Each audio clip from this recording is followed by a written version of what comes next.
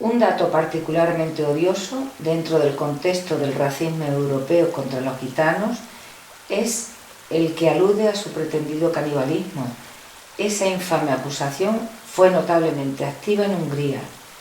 En este país, a finales del siglo XVIII, un gran número de gitanos fueron acusados de haber asesinado a unos viajeros, cito a De Vos, y de haber comido los cadáveres. Tras apresurados juicios fueron ejecutados. Varios hombres fueron ahorcados, otros perecieron en la rueda. Los considerados como más feroces fueron descuartizados vivos. Algunas mujeres fueron decapitadas. No mucho más piadosa ni más inteligente que sus autoridades, prefirió registrar como hecho posible aquel horrendo embuste y fue consolidando, siempre sin una sola prueba. En Francia será común acusarlos de brujos. Apenas aparecidos en París, la primera medida del obispo en 1427 fue la de dispararle la excomunión y pedir su expulsión. Una acusación habitual en la época era la de ser extranjeros, contra la cual, obviamente, nada podían argumentar los cíngaros. En 1539, el Parlamento de París decreta su expulsión y en 1560, desde Orleans, se ordena a todos los impostores conocidos con el nombre de bohemios a abandonar el reino bajo pena de galeras. A muchos gitanos se les castigaría de modo más expeditivo: la picota, el látigo, el desorejamiento. A las gitanas se les rapaba la cabeza. Si reincidían, se las castigaba con azotes y con la expulsión. A los niños se los separaba de sus padres para encerrarlos en hospicios. Como quiera que las sucesivas órdenes de expulsión no produjeran la limpieza prevista, en 1682 el rey Luis XIV dicta una ley contra los franceses que acogiesen a los gitanos en sus posesiones. Prohibimos a todos nuestros gentilhombres que den asilo en sus castillos y casas a los susodichos bohemios y a sus mujeres.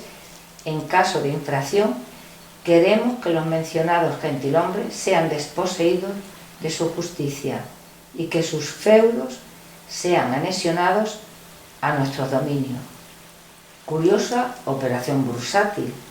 Si un gentilhombre acogía en su castillo a un robador de sábanas o de gallinas, Luis XIV se reservaba el derecho de robar todas las propiedades del ingenuo benefactor.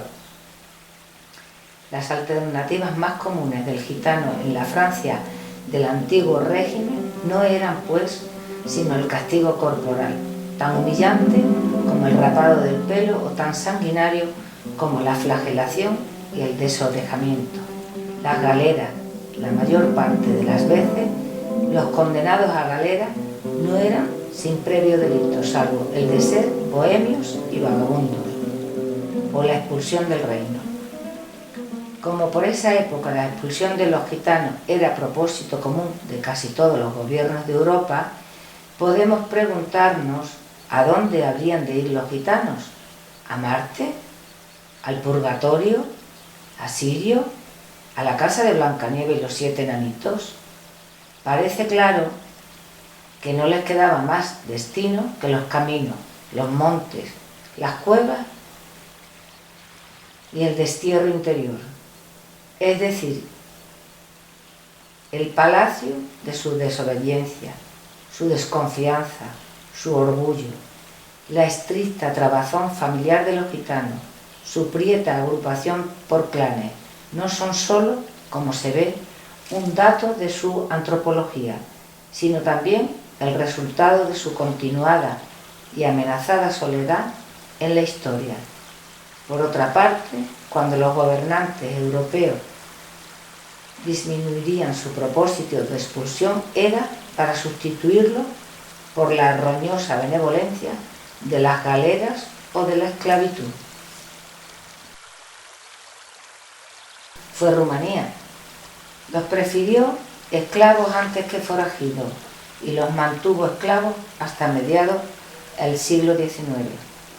Distribuyó esa esclavitud en 3 clases más o menos equitativas: los esclavos del Estado, los del clero y los de los señores. En todas circunstancias se tenía sobre estos esclavos el derecho de vida y muerte. Existe un acta por la cual Alexandre Ioan Mithridato regala 4 familias de cíngaros a un boyardo empobrecido y muy apurado para dar una dote a su hija. El documento que registra esa felonía no menciona el apuro de las 4 familias de Bohemia. En Rumanía, en fin, los gitanos eran vendidos por unidades o por familias en los mercados públicos.